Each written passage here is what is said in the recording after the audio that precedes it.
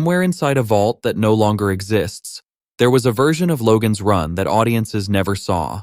A version with more blood, more skin, more truth about the man chasing his own death.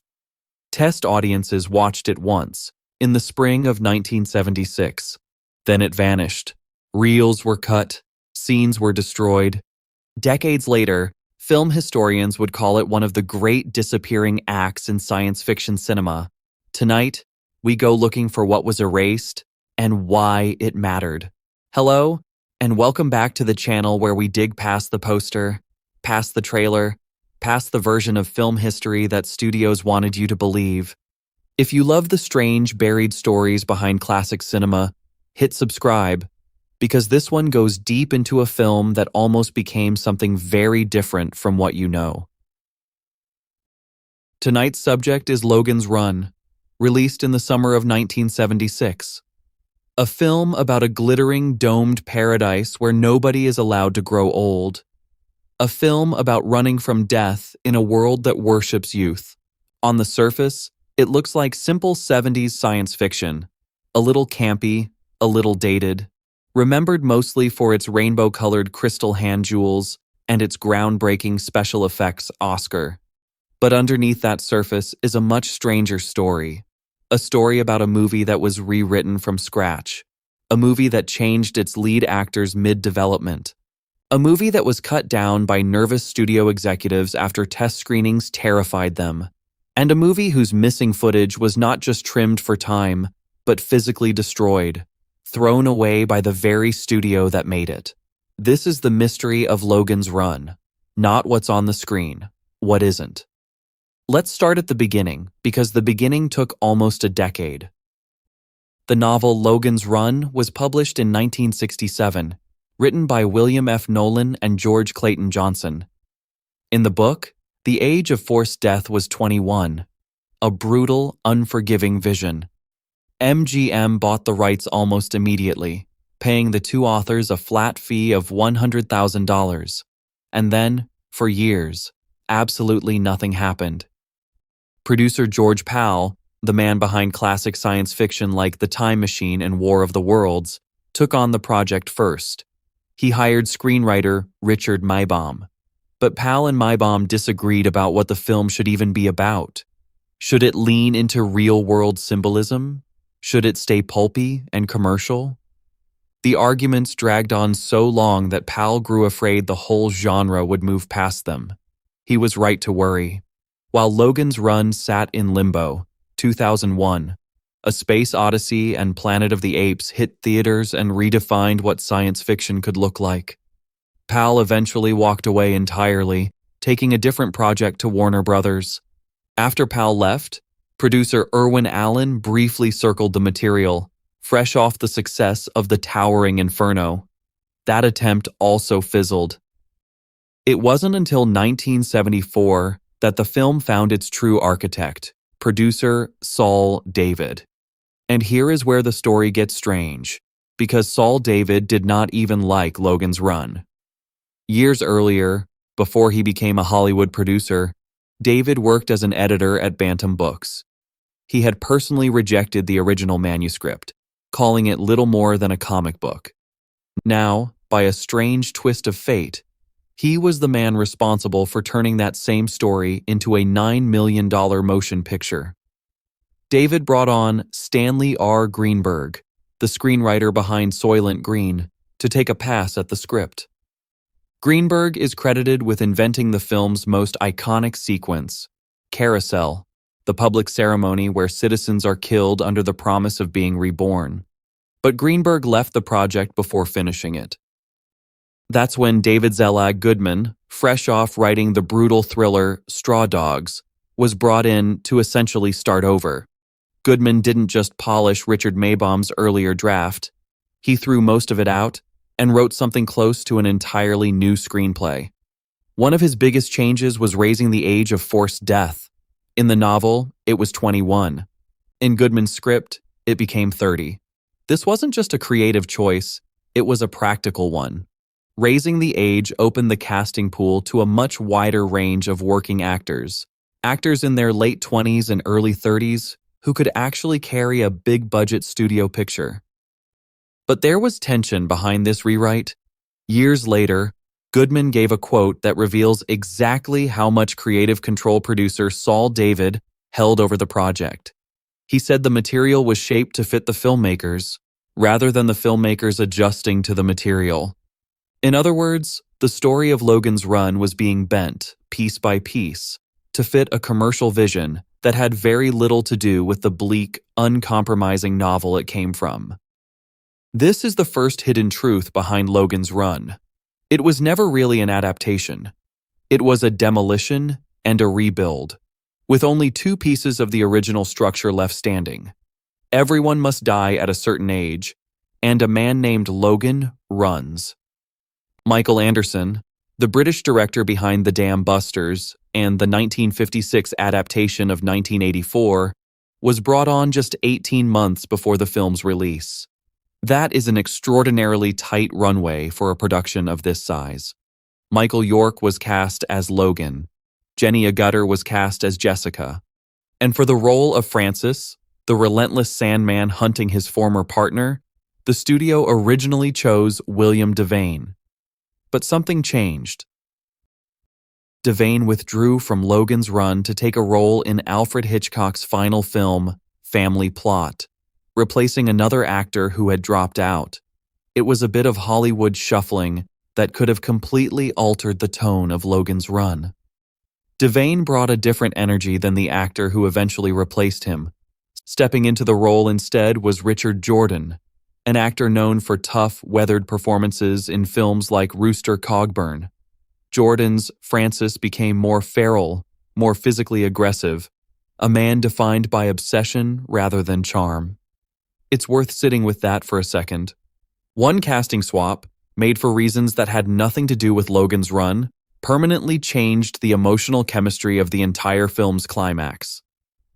Production moved to Texas, with the Dallas-Fort Worth area doubling for the interior of the domed city, alongside sound stages back in Culver City, California, where crews built one of the largest miniature cityscapes constructed up to that point. 9 full sound stages were used just to house it. The film also became the first ever to use Dolby Stereo on 70mm prints, a genuine technical milestone. But the budget was spiraling.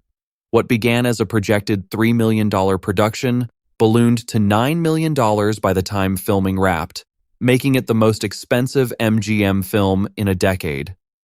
Most of that money went into the sets and the visual effects, particularly the carousel sequence, which special effects artists later called the hardest single element of the entire shoot.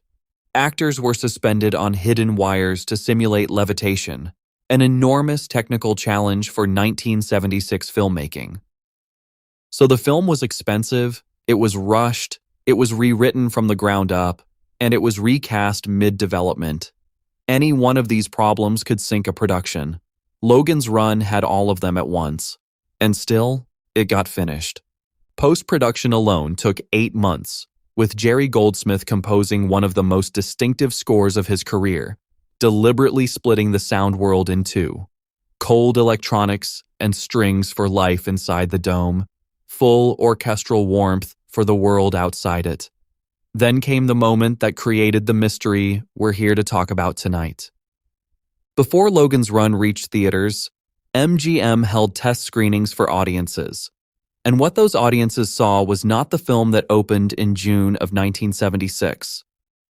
A bootleg audio recording exists from a May 1976 sneak preview in San Diego. Film historians who have studied that recording believe the preview cut ran roughly 130 minutes.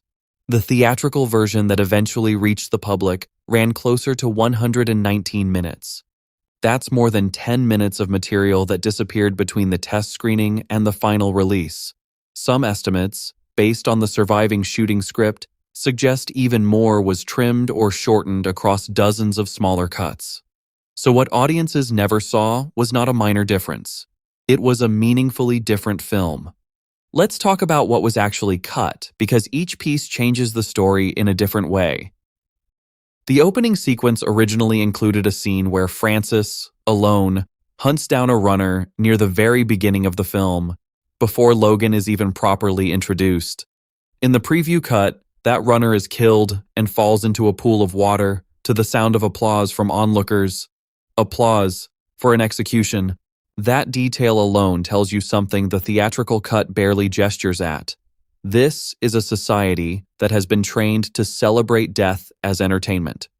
Removing that beat softened one of the film's darkest ideas before audiences ever met the main characters.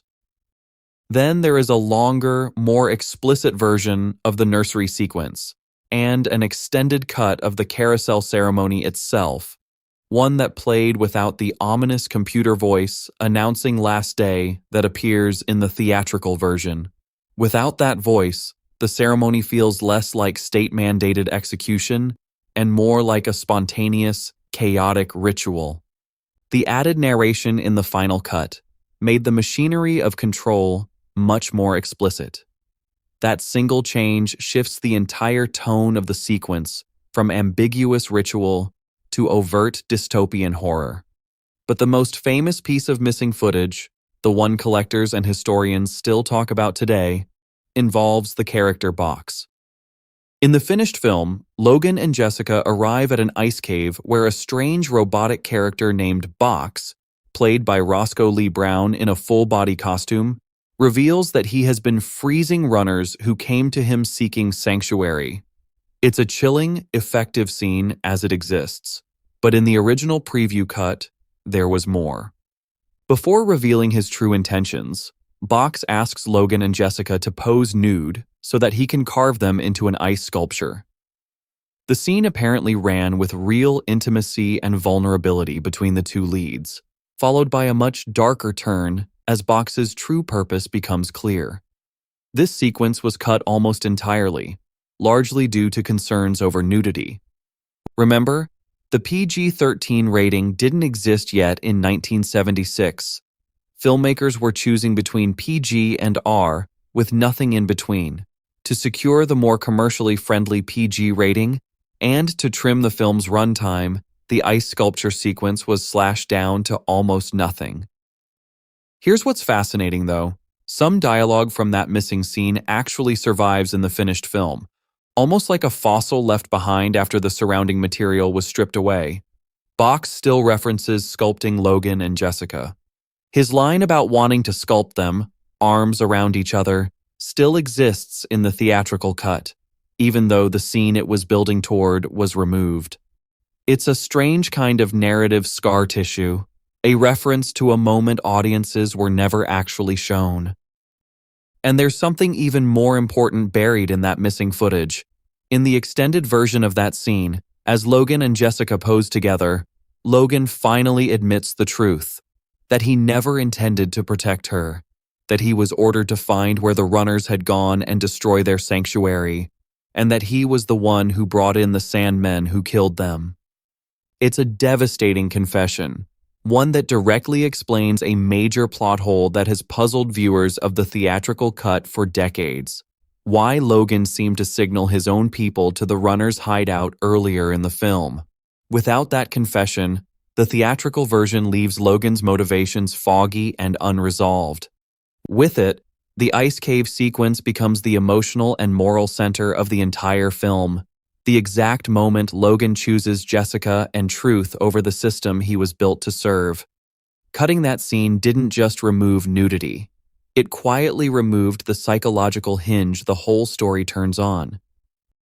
There was also a sequence set in a location called the Hallucimil, a drug den glimpsed briefly in the finished film's arcade sequence. The extended cut apparently spent more time there, showing characters more explicitly under the influence of the drugs on offer. That footage was trimmed for its blunt depiction of drug use, another casualty of the push for a family-friendly rating. And then there is the love shop. In the finished film, it's a brief, almost comedic beat. Logan and Jessica fleeing through a strange free love venue while being pursued by Francis. But according to those who worked on the film, the original sequence ran roughly 4 minutes longer and was considerably more explicit. It had to be re-edited extensively just to secure that PG rating. So what audiences never saw was a version of Logan's run that leaned harder into its own dystopian cruelty, its own eroticism, and its own moral ambiguity. What they got instead was a smoother, safer, more commercially palatable film, one still striking, but noticeably softened at its most dangerous edges. Now here is where the mystery turns genuinely tragic, because unlike most deleted scenes in film history, these were not simply left on a shelf somewhere waiting to be rediscovered. MGM went through what film historians and collectors now refer to, half jokingly and half in horror, as the Great MGM Purge.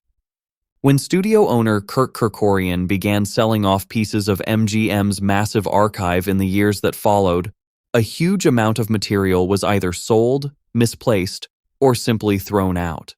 Somewhere in that process, the additional footage from Logan's Run, along with its unused score cues, was lost. Not edited out, not misfiled, physically gone. A handful of these deleted moments survived only because small clips or stills were preserved and later included as bonus material on the 1998 DVD release. But other scenes exist today only as words on a page, described in the surviving shooting script, with no corresponding footage known to still exist anywhere. Think about what that means.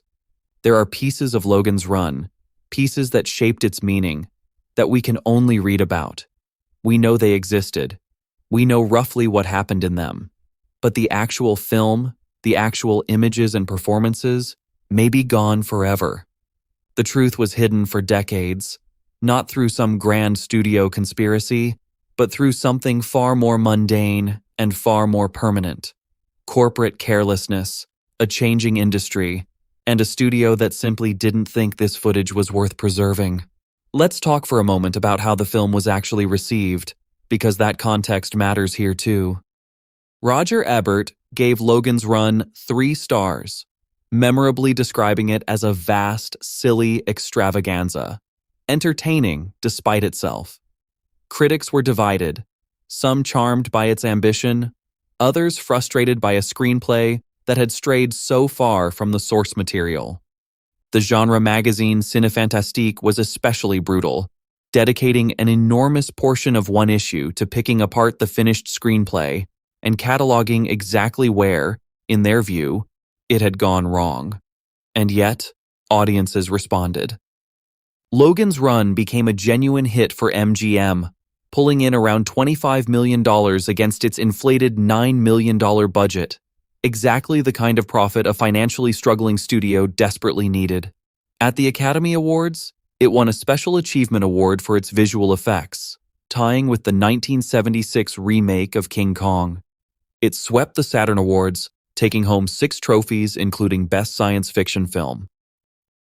By every reasonable measure, Logan's Run should have launched a franchise. There was talk of sequels. William Nolan had already written follow-up novels expanding the world. Saul David held the rights and the audience goodwill to build something larger. Instead, MGM pivoted toward a television spin-off, a 14-episode CBS series that struggled in the ratings and was canceled after a single season.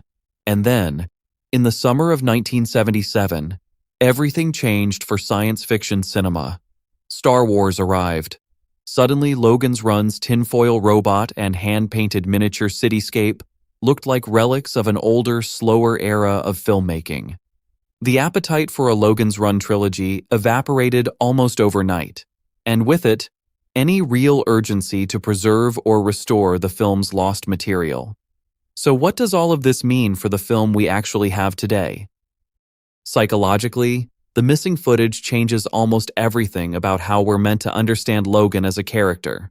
The theatrical cut gives us a man who has a somewhat unexplained change of heart, who falls for Jessica and abruptly abandons his loyalty to the system with less groundwork than the story seems to want. The deleted Ice Cave confession gives us something much richer, a man forced to admit his own betrayal out loud to the person he betrayed, before he can become someone capable of real change. Without that scene, Logan's arc feels smoother, but shallower. With it, his transformation feels earned, painful, and morally complicated. The missing opening scene with the crowd applauding an execution reframes the entire dystopia from the very first minutes. It tells the audience immediately that this isn't just a controlling society, it's a society that has been culturally conditioned to enjoy watching its own people die. Losing that scene means the film has to work much harder, much later, to establish just how deeply normalized this cruelty has become, and the longer, uncensored love shop and hallucimil sequences would have painted the domed city as something closer to a hedonistic pressure cooker, a civilization numbing itself with pleasure precisely because it knows its time is limited. The shortened versions we actually see still hint at this, but with far less weight. Restoration efforts over the decades have been limited, mostly confined to improved picture and sound transfers for home video and Blu-ray releases, alongside commentary tracks where Michael Anderson and others discuss the production. But a true director's cut, reassembled from the lost preview footage, has never been possible. Not because nobody wants it, because the film, quite literally, may no longer exist in complete form anywhere on Earth. So we're left with fragments. A line of dialogue referencing a scene we'll never see in full. A shooting script describing moments now lost to studio housekeeping. A bootleg audio recording. The only surviving evidence that a longer, stranger, more dangerous version of Logan's Run was ever screened for a paying audience at all. For nearly 50 years, this story has stayed mostly hidden inside footnotes, out-of-print magazines, and the memories of people who were there. Logan's Run remains a fascinating, flawed piece of 70s science fiction on its own terms. But it is also something rarer, a case study in how quickly film history can be erased, not by fire, not by scandal, but by the simple, quiet decision that certain footage wasn't worth keeping. Somewhere, perhaps, a reel still sits in a forgotten storage unit, unlabeled, waiting. Or perhaps it doesn't. Perhaps the only Logan's Run that will ever exist again is the one we already have. What do you think happened to that missing footage? Do you think a full restoration will ever be possible? Or has it already been lost for good? Let us know in the comments. And if you want more buried Hollywood history like this, you know what to do. The runners are still out there, somewhere, waiting to be found.